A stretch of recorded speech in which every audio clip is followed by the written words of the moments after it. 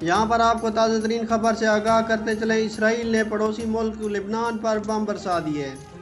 لبنان سے مبینہ طور پر راکٹ حملے کیے جانے پر اسرائیلی فوج نے لبنان پر بم برسا دیے۔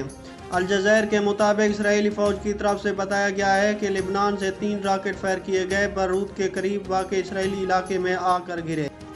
اس ویڈیو میں ہم آپ کو مکمل طور پر تفصیل سے بتائیں گے۔ اس سے پہلے اگر آپ نے ابھی تک ویڈیو کو لائک نہیں کیا تو ویڈیو کو لائک کر دیں، اور اگر چینل پر پہلی مرتبہ وزٹ کر رہے ہیں تو چینل کو سبسکرائب کر دیں اور ساتھ دیے گئے بیل آئیکن کو بھی پریس کر دیں تاکہ ہر آنے والی نئی ویڈیو آپ کو بآسانی مل سکے۔